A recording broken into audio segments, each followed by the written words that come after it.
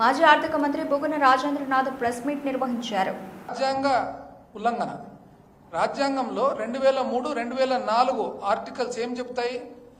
ఏ ఒక్క రూపాయి కానీ రాష్ట్ర ఖజానాల నుంచి బయటకు తీసుకోవాలంటే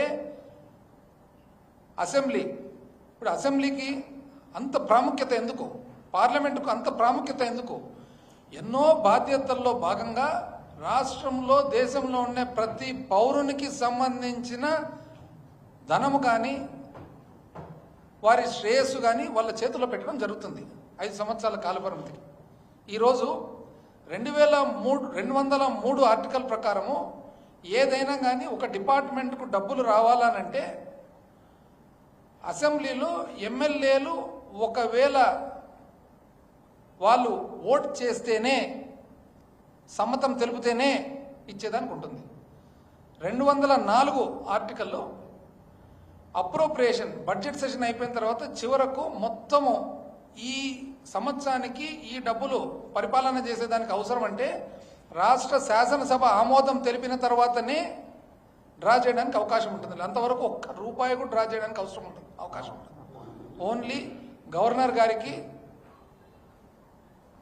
ప్రత్యేకమైన కోర్టుకు సంబంధించినవి తప్ప మిగతా ఎక్కడ కూడా ఒక రూపాయి తీసుకునే దానికి అవకాశం ఉండదు. అదేవిధంగా 293(1) రాజ్యాంగంలో అంటే ఒకవేళ రాష్ట్రము ఏదన్నా కానీ అప్పు చేయాలంటే రాష్ట్రానికి సంబంధించిన కన్సాలిడేటెడ్ ఫండ్ ఏదైతే ఉంటుందో, రాష్ట్రానికి సంబంధించిన అకౌంట్ ఏమైతే ఉంటుందో దాన్ని తాకట్టు పెట్టి చేసేదానికి ఒక అసెంబ్లీకి తప్ప ఎవరికి, శాసన తప్ప ఎవరికి లేదు హక్కు. ఈ 3 కూడా ఉల్లంఘన జరుగుతున్నాయి. 203 ఆర్టికల్, 204 ఆర్టికల్, 293(1).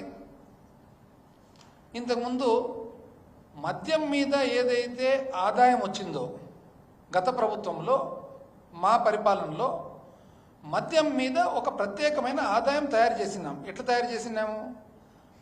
ఏదైతే మద్యం అమ్ముతూ ఉన్నారో ఆ మద్యము రీటైల్ షాపులో కొద్దిగా ఎక్కువ అమ్ముతున్నారు. అంటే ఒకవేళ ఒక మద్యం సీసా, బీర్ సీసా ఒకవేళ 200 రూపాయలు అయితే రీటైల్ షాపులు సిండికేట్ అయ్యి ఒక 10 రూపాయలు, 20 రూపాయలు ఎక్కువ అమ్ముతున్నారు.